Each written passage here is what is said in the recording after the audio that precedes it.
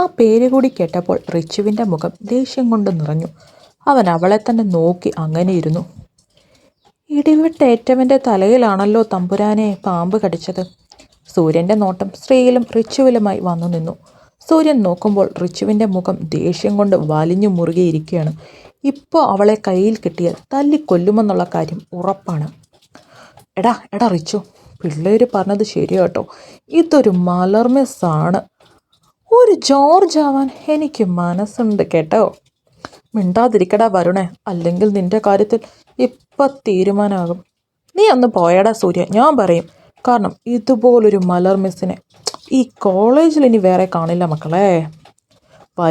വലിയ കാര്യത്തിൽ കഥ പറയുമ്പോൾ സൂര്യൻ്റെ നോട്ടം റിച്ചുവിൽ തന്നെയായിരുന്നു. മോനെ വരുണേ, നിന്റെ നാക്ക് അടക്കി വെച്ചു, അല്ലെങ്കിൽ നിന്റെ മുഖത്തിൻ്റെ ഷേപ്പ് മാറും.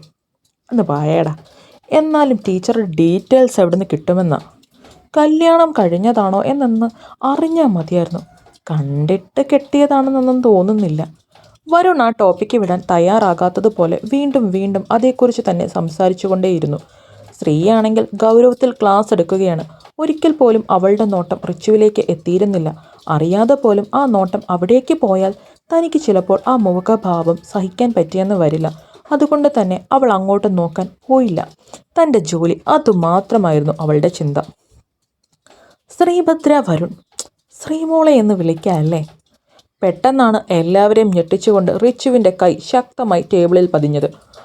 ഒരു നിമിഷം ക്ലാസ് മൊത്തം സൈലൻ്റായി. സ്ത്രീ കാര്യം എന്താണെന്ന് അറിയാൻ പുറകിലെ ബെഞ്ചിലേക്ക് നോക്കി. അപ്പോഴാണ് അവളുടെ കണ്ണുകൾ റിച്ചുവിൻ്റെ കണ്ണുകളുമായി കോർക്കുന്നത്. അവളെ തന്നെ കൊല്ലാനുള്ള ദേഷ്യം ആളിക്കത്തിക്കുന്നത് അവൾ കണ്ടു. എന്നാൽ എല്ലാവരെയും ഞെട്ടിച്ചുകൊണ്ട് ആ സമയം തന്നെ കൂട്ടമണി മുഴങ്ങി. അതോടെ പിള്ളേരെല്ലാം ക്ലാസ് മുറിയിൽ നിന്ന് പുറത്തേക്കിറങ്ങാൻ തുടങ്ങി. റിച്ചുവിൻ്റെ കണ്ണുകളിൽ കുടുങ്ങിക്കിടക്കുന്ന സ്ത്രീക്ക് ആ സമയം ക്ലാസ്സിൽ നിന്ന് പുറത്തേക്കിറങ്ങാൻ എന്തുകൊണ്ടോ കഴിഞ്ഞില്ല. ഇവിടെ പോലും എനിക്ക് സമാധാനം തരാതിരിക്കാൻ വേണ്ടിയാണ് നീ ഇങ്ങോട്ട് എഴുന്നള്ളി വന്നതല്ലേ? ഋഷി, ഞാൻ കൂടുതൽ പറയണമെന്നില്ല. എല്ലാം ഞാൻ ചെയ്ത തെറ്റാണ്. എൻ്റെ വീട്ടുകാരുടെ നിർബന്ധം കാരണം നിൻ്റെ കഴുത്തിൽ താലി കെട്ടിയില്ലേ? അതാണ് ഞാൻ ചെയ്ത ആദ്യത്തെ തെറ്റ്. നിൻ്റെ അച്ഛന് വേണ്ടി കർമ്മങ്ങൾ ചെയ്ത് അദ്ദേഹത്തിൻ്റെ ആത്മാവിന് പോലും ശാന്തി കൊടുക്കാൻ കൂടെ നിന്നില്ലേടി? അത് ഞാൻ ചെയ്ത രണ്ടാമത്തെ തെറ്റ്. ആ പാതിരാത്രിക്ക് നിനക്കൊരു പ്രശ്നമെന്ന് കേട്ടപ്പോൾ ഓടി വന്ന് രക്ഷിച്ചില്ലേ? അതുകൊണ്ടാണല്ലോ നീ ഇപ്പോൾ ഇങ്ങനെ നിന്ന് എൻ്റെ ജീവൻ എടുക്കുന്നത്. എൻ്റെ ജീവൻ എടുക്കാൻ ഇങ്ങനെ എഴുന്നള്ളി വന്നതും ഇതിനെല്ലാം തെറ്റ് ഞാൻ ചെയ്തതാ. എൻ്റെ മാത്രം തെറ്റാണ്.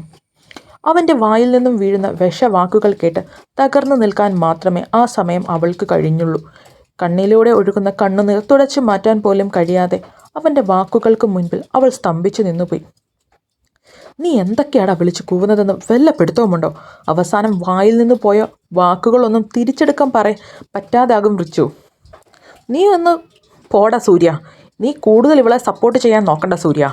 ഇവൾ കാരണം ഇനി ഈ കോളേജിൽ കൂടി ഞാൻ നാണം കെടാനുള്ളൂ.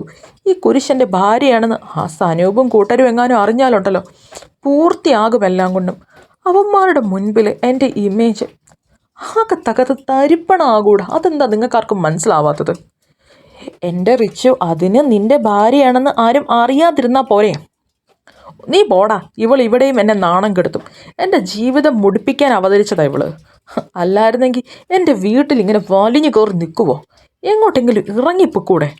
കോളേജിലേക്ക് വരുന്ന കാര്യമാണെങ്കിൽ ഇവക്ക് വീട്ടിൽ വെച്ച് തന്നെ എന്നോട് പറയായിരുന്നു. ഞാൻ അപ്പോൾ തന്നെ തടയുമായിരുന്നില്ലേ? ഇതെല്ലാം മനഃപൂർവ്വമാണ് സൂര്യ. എന്നെ തരം താഴ്ത്താനും എൻ്റെ ജീവിതം നശിപ്പിക്കാനും മനഃപൂർവ്വം ചെയ്യുന്നതാണ് ഇവളതെല്ലാം. മുകുന്ദൻ കോളേജിൻ്റെ ഗ്രൗണ്ട് കഴിഞ്ഞപ്പോൾ തന്നെ കണ്ടു ചീറിപ്പാഞ്ഞു പോകുന്ന റിച്ചുവിൻ്റെ ബുള്ളറ്റ്. എൻ്റെ മഹാദേവ, ഇന്നത്തെ യുദ്ധത്തിനുള്ളതെല്ലാം ആയിട്ടുണ്ടെന്ന് തോന്നുന്നു. ഇനി ഈ ചെറുക്കൻ എന്തെല്ലാം കോലാഹലമാണോ വീട്ടിലുണ്ടാക്കാൻ പോകുന്നത്. ഒരു നെടുവീർപ്പോടെ വണ്ടി കൊണ്ട് നിർത്തുമ്പോഴേ കണ്ടു അവിടെ ഗുൾമോഹറിൻ്റെ ചുവട്ടിലിരിക്കുന്ന സ്ത്രീയെ. ഈ ലോകത്തൊന്നുമല്ല അവളുടെ മനസ്സെന്ന് ആ ഇരിപ്പ് കണ്ടാൽ തന്നെ മനസ്സിലാകും. എന്തൊക്കെയോ ആലോചിച്ചിരിക്കുകയാണ്. എൻ്റെ കുഞ്ഞിൻ്റെ ഈ വേദനകൾക്ക് നീ എന്നാണ് ഒരു ശമനം വരുത്താൻ പോകുന്നത്? ഗോപി പറഞ്ഞ കഥകളിൽ നിന്ന് തന്നെ ഞാൻ മനസ്സിലാക്കിയതാണ്, ജനനം മുതൽ ഇതുവരെ എൻ്റെ കുട്ടിക്ക് സന്തോഷം, സമാധാനം, സുരക്ഷിതത്വം ഒന്നും അറിഞ്ഞിട്ടില്ലെന്ന്. ഇനിയെങ്കിലും എൻ്റെ കുട്ടിക്ക് നല്ലൊരു ജീവിതം ഉണ്ടാകാൻ വേണ്ടിയാണ് ഞാൻ ഈ ഒരു വഴിയിലേക്ക് അവളെ തിരിച്ചുവിടാൻ തീരുമാനിച്ചത്. അല്ലെങ്കിൽ ആ 4 ചുമരുകൾക്കുള്ളിൽ ഒതുങ്ങിപ്പോകും എൻ്റെ കുട്ടി. അവളെ പിന്നെ ഒരു സെല്ലിൽ അടയ്ക്കേണ്ടത് കാണാനുള്ള ശക്തി എനിക്കോ നിർമ്മിക്കോ ഇല്ലല്ലോ ഭഗവാനെ. ഒരു ആത്മകഥം നടത്തിക്കൊണ്ട് അദ്ദേഹം കാറിൽ നിന്നും പുറത്തേക്കിറങ്ങി. പിന്നീട് തൻ്റെ വിഷമങ്ങളും ആകുലതകളും ഓർമ്മകളിലേക്ക് മടക്കി വെച്ചുകൊണ്ട് ഒരു ചിരിയുടെ ആഭരണം അണിഞ്ഞ് അദ്ദേഹം അവളുടെ അരികിലേക്ക് നടന്നു. ഹലോ ശ്രീ മേഡം, വീട്ടിൽ പോകാൻ ഉദ്ദേശമൊന്നുമില്ലേ? ഇവിടെ ഇങ്ങനെ ഇരിക്കാനാണോ ഇനി പ്ലാൻ? അദ്ദേഹത്തിൻ്റെ സാന്നിധ്യം അറിഞ്ഞതുപോലെ അവൾ തിരിഞ്ഞു നോക്കി. ആ കണ്ണുകൾ നിറഞ്ഞൊരിക്കുകയാണ്. മുഖത്തെ മ്ലാനതയും വേദനയും അദ്ദേഹത്തിൻ്റെ ഹൃദയത്തിലാണ് ചെന്നു പതിക്കുന്നത്. പക്ഷേ ഇവിടെ താൻ കൂടി ഒന്ന് പതറിപ്പോയാൽ അത് തൻ്റെ കുഞ്ഞിൻ്റെ ജീവിതം തകർക്കുമെന്നറിയാവുന്നതുകൊണ്ട് അച്ഛൻ അതെല്ലാം അവഗണിച്ചുകൊണ്ട് അവളോട് സംസാരിച്ചു തുടങ്ങി. എൻ്റെ മോളെ, നിന്നോട് ഞാൻ പറഞ്ഞതല്ലേ റിച്ചുവിൻ്റെ ക്ലാസ്സിൽ ചെല്ലുമ്പോൾ ഉണ്ടാകുന്ന കോലാഹലങ്ങളെ പറ്റി. അതല്ലേ ഈ മൗനത്തിന് ഇപ്പോഴുള്ള കാരണം. ഞാൻ ഇങ്ങോട്ട് വരരുതായിരുന്നു അല്ലേ അച്ഛാ? പിന്നെ നീ ഇങ്ങോട്ട് വരാതിരുന്നിട്ട് എന്തെങ്കിലും പ്രത്യേകതയുണ്ടോ? ഈ കോളേജേ അവൻ്റെ അപ്പനായ എനിക്ക് സ്ത്രീധനം കിട്ടിയതൊന്നുമല്ല. ഇവിടെ ആർക്കും വരാം, പഠിക്കാം. അതിലൊന്നും മറ്റൊരാളുടെ സമ്മതമോ ആവശ്യങ്ങളോ കാര്യങ്ങളോ ഒന്നും നോക്കേണ്ട ആവശ്യമില്ല. ഞാൻ വന്നത് വേണ്ടായിരുന്നു. ഞാൻ ഇങ്ങോട്ട് വന്നത് ഋഷികേഷിന് ഒട്ടും ഇഷ്ടമായിട്ടില്ല. ഞാൻ അയാളുടെ ജീവിതം നശിപ്പിക്കാൻ വന്നു എന്നൊക്കെയുള്ള ചിന്തയാണ്. എൻ്റെ മോളെ, നീ അതൊക്കെ വിട്ടേക്ക്. പിന്നെ എപ്പോഴും മനസ്സിലൊരു കാര്യം ഓർമ്മ വേണം. 1 വർഷത്തെ കരാറാണ് നമ്മളിവിടെ ഒപ്പിട്ടിരിക്കുന്നത്. അതുകൊണ്ട് ഇനി ഈ കാര്യം പറഞ്ഞ് ജോലിക്ക് പോകാതിരിക്കാൻ പറ്റത്തൊന്നുമില്ല കേട്ടല്ലോ. അവൾ അദ്ദേഹത്തെ ദയനീയമായി ഒന്ന് നോക്കി. അങ്ങനെ നോക്കിയിട്ടും ഒരു കാര്യവുമില്ല. അവൻ്റെ ഇഷ്ടം നോക്കി ജീവിക്കാൻ നിന്നാലേ എൻ്റെ പൊന്നുമോൾ ഈ ജീവിതത്തിൽ ഒരു കാര്യവും ചെയ്യില്ല. പിന്നെ അവന് നിന്നെ വേണ്ട എന്ന് പറഞ്ഞു. പിന്നെ എന്തിനാണ് നീ അവൻ്റെ ഇഷ്ടങ്ങളും കാര്യങ്ങളും നോക്കുന്നത്? ഒള്ളി കണ്ണാൽ അവളെ നോക്കിക്കൊണ്ടാണ് അദ്ദേഹം അതൊക്കെ പറയുന്നത്. കാരണം അദ്ദേഹത്തിനറിയാം ആ മനസ്സിൽ എവിടെയോ അവനോടുള്ള സ്നേഹവും ബഹുമാനവും ഇഷ്ടവുമെല്ലാം ഒളിഞ്ഞു കിടപ്പുണ്ടെന്ന്. വീട്ടിലേക്കുള്ള യാത്രയിൽ അദ്ദേഹം അവളെ സംസാരിച്ച് ഒരുവിധം നോർമലാക്കിയിരുന്നു. പിന്നീട് കോളേജിലെ പുതിയ ജോലിയുടെ വിശേഷങ്ങളും അവിടുത്തെ ആളുകളെക്കുറിച്ചും ഒക്കെ പറയുമ്പോൾ ഫുൾ എനർജറ്റിക് ആയിരുന്നു അവൾ. ആഹാ, അച്ഛനും മോളും എത്തിയോ? ഞാൻ 2 പേർക്കും ചായ എടുക്കാം. വേഗം പോയി ഡ്രസ്സ് മാറി വാ. ഡ്രസ്സൊക്കെ മാറാം. നമ്മുടെ സീമന്തപുത്രൻ വന്നോ ഇങ്ങ്? ഓ, വന്ന് മുകളിലോട്ട് കയറി പോയിട്ടുണ്ട്. അവിടെ എന്തൊക്കെയോ താഴെ വീഴുന്ന ശബ്ദം കേൾക്കാൻ തുടങ്ങിയിട്ട് കുറച്ചു നേരം.